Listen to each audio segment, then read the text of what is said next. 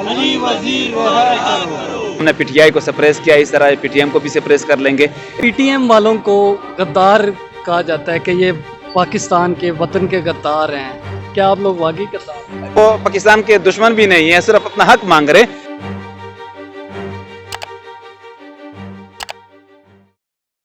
اس وقت لاہور لبرٹی چوک میں موجود ہیں، جہاں پر اس وقت ایک طرف تو پیپلز پارٹی پنجاب کی طرف سے بینظیر بھٹو کا ولادت کا جشن منایا جا رہا ہے، تو دوسری طرف یہاں پر پی ٹی ایم پنجاب کے جو لوگ ہیں وہ علی وزیر کی گرفتاری کے خلاف احتجاج کر رہے ہیں۔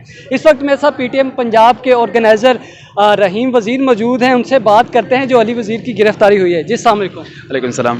اچھا بتائیے، اس دفعہ جو گرفتاری ہوئی ہے اس پہ کون سے چارجز لگائے گئے؟ چارجز کی بات تو خیر ان کے ساتھ بے شمار چارجز ہے، جو دل چاہے وہ لگا لیتے ہیں، لیکن یہ ہے کہ وہاں پر دھرنا شروع ہے 22 دن سے۔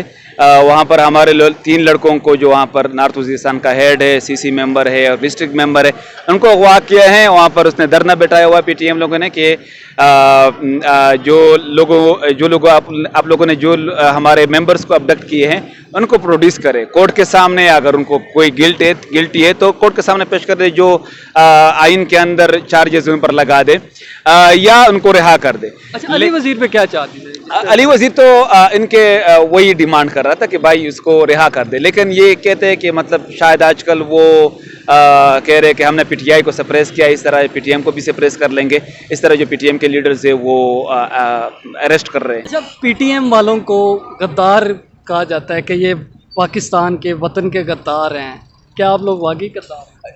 جی یہ تو پاکستان ہی، پاکستان سے پہلے جو ان کے ماسٹرز ہیں، میں کالونیل برٹش کو کہتا ہوں، یہی کہہ رہے تھے بھائی ہم اپنے علاقے میں امن چاہتے ہیں، ہم اپنے علاقے میں بنیادی وسائل چاہتے ہیں، بنیادی ضروریات چاہتے ہیں، تو اگر وہ اس بنا پہ ہمیں غدار کہتے تو کوئی ایشو نہیں ہے۔ بہرحال ان ادر ورڈز پاکستان میں اگر آپ کو کوئی کہے کہ غدار ہے تو یہ آپ کے لیے ایک عزت کا وہ ہے، مقام ہے کہ کوئی آپ کو غدار کہے، کیونکہ یہاں پر جو غدار کا برانڈ چلتا ہے ان کو چلتا ہے جو صحیح انڈیجنس ریپریزنٹیشن ہو۔ اچھا، علی وزیر کی ایک ویڈیو منظر عام پر آئی ہے جس میں وہ قائد اعظم کو ایک برطانیہ کا جاسوس کہہ رہے ہیں، ویڈیو آپ نے بھی دیکھی ہوگی، وائرل ہے کافی، اس حوالے سے آپ کیا کہنا چاہیں؟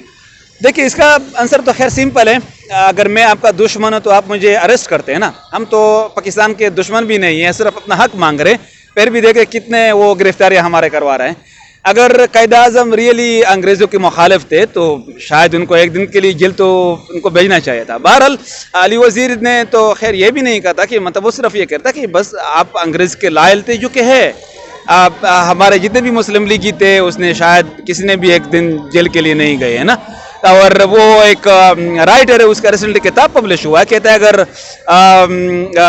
قائد اعظم فاؤنڈر آف پاکستان ہے تو چرچل اس کا انکل ہے پاکستان کا، کیونکہ اس نے جو ہاؤس آف کامنز اور دوسرے میں جو پاکستان کے لیے لابہ کیا، یہ تو ڈکی چکی بات نہیں، مسئلہ صرف یہ ہے کہ یہاں پر لوگوں نے پاک اسٹڈی پڑھا ہے، دوسرے جو بکس ہیں ان کو پڑھا نہیں ہے۔ آپ صحیح کریٹیکل اسٹڈی کر لے تو یہ چیز عیاں ہو جائے گی۔ آپ بھی قائد اعظم کو برطانیہ کا لوئل سمجھتے ہیں؟ یہ کی کہتے ہیں، اگر ان کی اپنی پالیسی تھی ان کو تو ہمیں سمجھ نہیں آتا، لیکن میں صرف ان سے یہ کہتا ہوں، دلیل یہ پیش کرتا ہے کہ بھائی یہ تو خیر جیمز ہیتھ کا اس نے جو وہاں اس وقت مسلم لیگی تھا، اس نے یہ کتاب میں لکھا تھا کہ قائد اعظم لائل تھا۔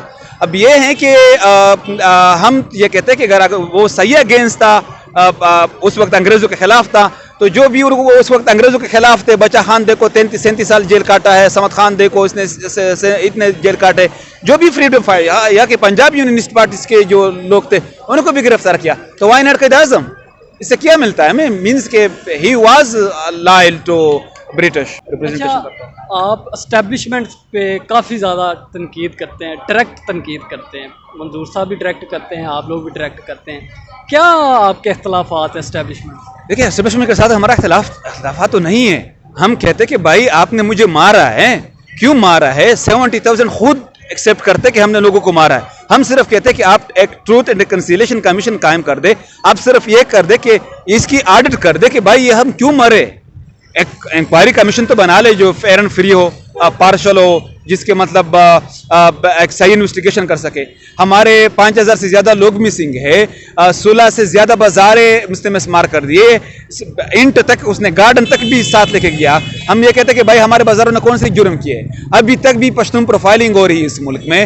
پشتونوں کو جو ٹی ویز میں جو دوسرے شوز میں ہیں یا ڈرامز یا SPR بیسڈ ڈرامز میں ان کو ان کی پروفائلنگ ہو رہی ہے. ان کے جو لینگویج ہے ان کے مطلب وہ کہتے ہیں گلابی اردو بولتے ہیں. بھائی میری اردو زبان نہیں ہے, میری اپنی پشتو زبان ہے. اگر میں وہ غلط بولوں تو میں ٹھیک ہوں, اردو کہاں سے آ گئی میرے اوپر. بہت شکریہ, تھینک یو.